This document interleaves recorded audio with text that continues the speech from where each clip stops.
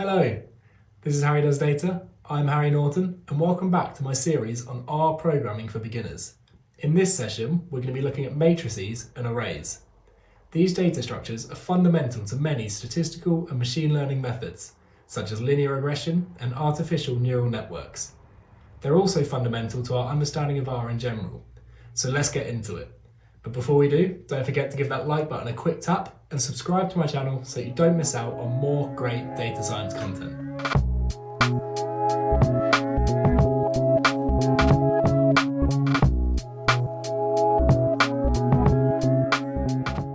Right, so if we just open up my R script, which as usual can be found in the link to my GitHub, which is down in the description of this video, and we'll start by creating a matrix. So to create a matrix, we just need to define an object, so matrix1, and we use the matrix function to create that object. So we need to give the matrix function a data argument, and this can be given to the function in many forms, but we'll start by just giving it a single vector of the values from 1 to 9. And you then need to define the number of rows and number of columns in the matrix. So let's give it n row equals 3 and n col equals 3 as well. And if we run that, you'll see that a matrix object is created over here in the global environment. And we can just run matrix1 over here to show the matrix down here in the console. Now you'll see that the matrix is automatically filled by column. So the first column is filled first, 1, 2, 3. The second column is filled second, 4, 5, 6, and so on. Now you can fill a matrix by row instead, and to do that, all we need to do is define another argument within the matrix function, and that argument is by row. We need to give it by row equals true, because it is automatically set to false. So if we do that, and we'll just define this as matrix2 instead, and run that, you'll see that matrix2 is created, and that it is instead filled row by row. So the first row is filled first, 1, 2, 3, and so on. Now I said in the introduction to this video that you can essentially think of a matrix as a group of vectors, and as such we can define a matrix using a group of vectors. So let's just have vec1 here, and we'll have that as being just the values 1, 2, and 3. And similarly, we will have vec2 and define that as having the values 4, 5, and 6. And now we can define a matrix, so matrix3, using these values. So to do this, we can use the rbind function, and this will bind the two vectors, and each one of them will form a row of our matrix. So rbind vec1 with vec2, and you see if we run that, then we have an issue. Vec1 does not exist. Okay, I haven't run vec1 and vec2 yet, so now they actually exist as objects. When we run this, it should work. So yep, you can see that matrix3 has been created, and if we just run matrix3, you'll see that each of the vectors has been formed into a row of our matrix. Now, similarly, we can do this using the sort of opposite function, which is cbind. And so we'll do this for matrix 4. And as you'll see, that will bind our vectors into columns of a matrix. So the first column is 1, 2, 3, and the second 4, 5, 6. Now you may have noticed that originally when we defined a matrix, it had these sort of row and column headings. So they simply represent the number of the row. So this is the first row, first column, second column, third row, and so on. But when we define our matrix using vectors, then these vectors form the headings for either the row or the columns. So when we used rbind, for example, the row names were assigned to the names of the vectors that we supplied to the function rbind. Now we can actually define these row and column names ourselves. And to do that, we just use the row names function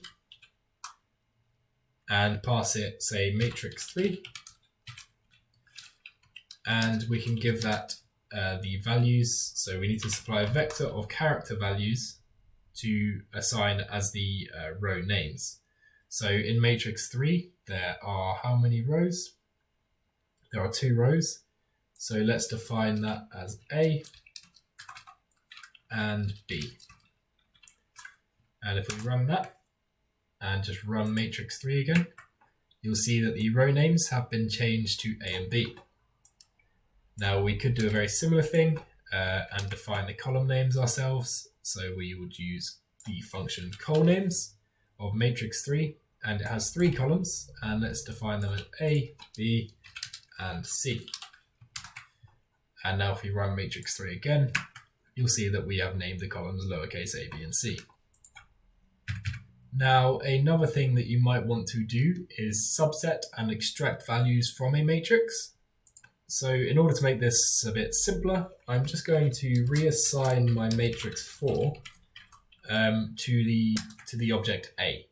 So all I've done is just rename the matrix essentially, just to make it easier to work with. So if we just run A, you'll see that it's exactly the same as matrix 4. It's just a new object with the same value. If we want to extract an individual value from a matrix, then we need to decide what value we want from that. And so we give it a row and a column value. So the first row, second column. You'll see that that takes the first row and the second column and gives you that value 4. Just as another example, let's say we want the third row, first column. And so you'll see the third row, first column value is 3, and that is what is supplied. We may also want to extract entire rows from the matrix. So we could do A of 1 and just not supply a second value to that. And you'll see that that gives us the entire row. Or we may want to extract an entire column from the matrix. So we just don't supply a row value and give it only a column value instead. And you'll see that that gives us the first column. And don't be confused here. It's come out as 1, 2, 3 in a line like this, but that is just because it's a vector of 1, 2, and 3. We may also want to extract multiple rows or columns, but not all of the data. So let's just do A of C, 1 and 3, and then no value after that. So here we are asking for rows 1 and 3 and all of the values in those rows. So if we just run that, you'll see that we've been given 1 and 4, 3 and 6, which is the first and third rows of the matrix. Now, as we saw before with vectors, we may want to overwrite the values in our matrix, and we can use the similar techniques to what we have above. So let's say we want to overwrite the first row, second column value, and give that the value of 0. Now, if we look at A, you will see that that value has been overwritten.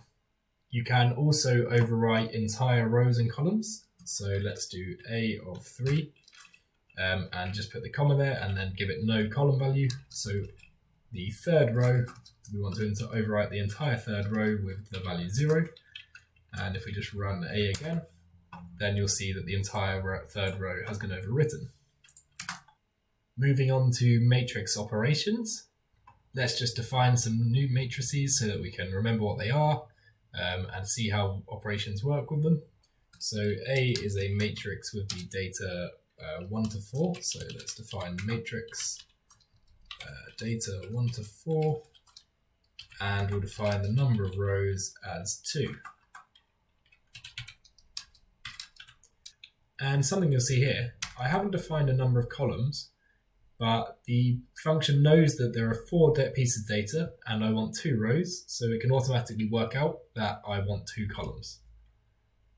And now similarly, let's just define a matrix B as being the values 5 to 8, and also having 2 rows. So let's just take a look at what those matrices look like quickly, just in case you can't visualize them. So A is a 4-value matrix, 2 rows, 2 columns of the values 1, 2, 3, and 4. And B, very similar, 5, 6, 7, and 8. So for each simple operation, addition, subtraction, multiplication, division, there are two things we want to think about with matrices. Applying that operation to all of the individual values within a matrix. So what if we want to add 1 to all of the values in the matrix? And also what happens if we want to add two matrices themselves together? So if we take the matrix A and just do A plus 1, you'll see that that adds 1 to every single value in the matrix. However, if we want to add A and B, then you'll see that each value in the matrix is added to its corresponding value. So the first row, first column is added together. So if 1 add 5 is 6, 3 add 7 is 10. Now, in order to do this, we need to have matrices of equal dimensions. So obviously you can't add a 3 by 3 matrix to a 2 by 2 matrix. And we can see that would throw up an error by just adding A to one of our matrices from earlier, so matrix 1, and you'll see non-conformable arrays. So because they don't have the same dimensions, that doesn't work. Now, subtraction is very similar to addition, so let's just copy this down here and run both of those.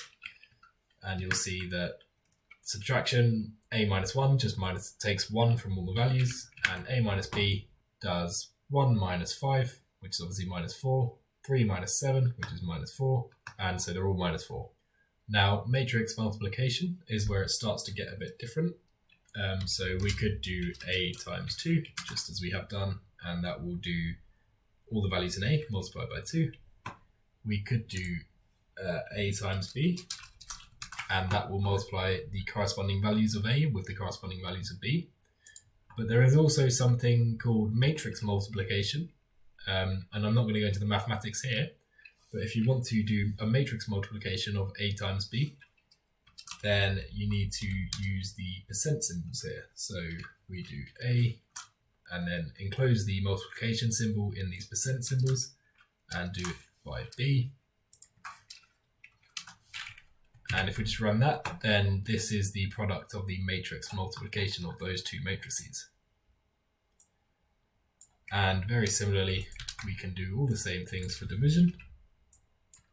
So we could do A values divided by 2 and the values of A divided by the values of B. But if we want to do matrix division, then that is not done in the same way as we have seen previously. So a matrix division isn't really a thing, but you can do a matrix inverse and then times a matrix by that matrix inverse.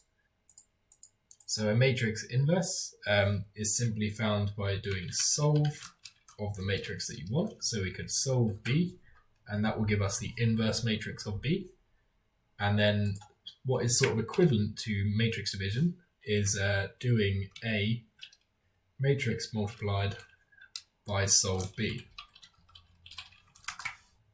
Something else that you may want to find of a matrix is its transpose. So the transpose of A is simply found using a T function.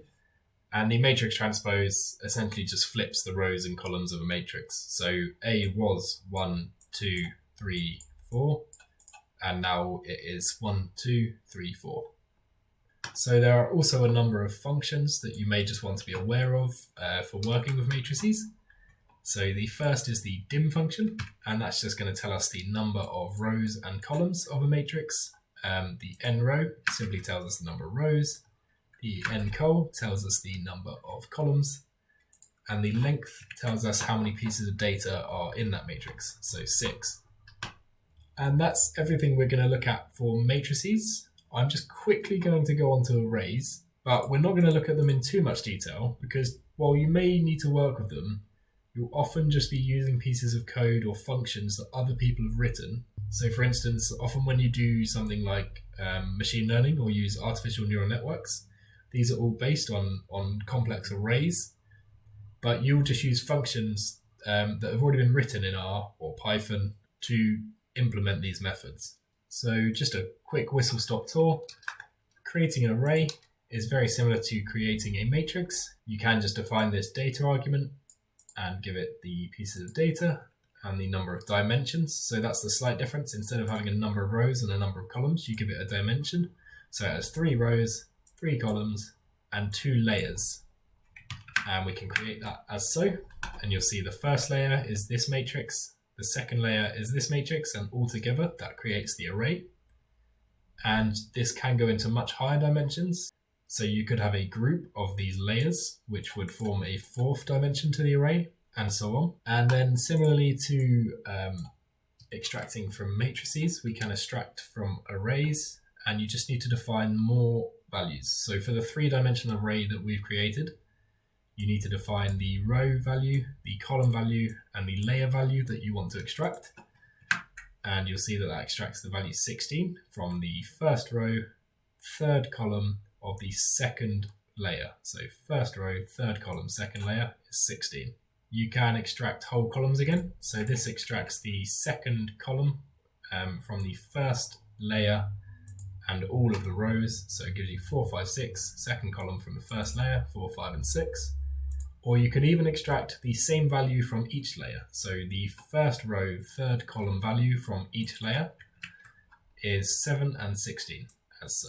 And that's all I'm going to show on arrays, so that next time we can move quickly on to lists and data frames. Now, data frames are what we're going to use to do most of our data analysis and start making graphs and things like that. So don't forget to like and subscribe so that you don't miss out on future videos.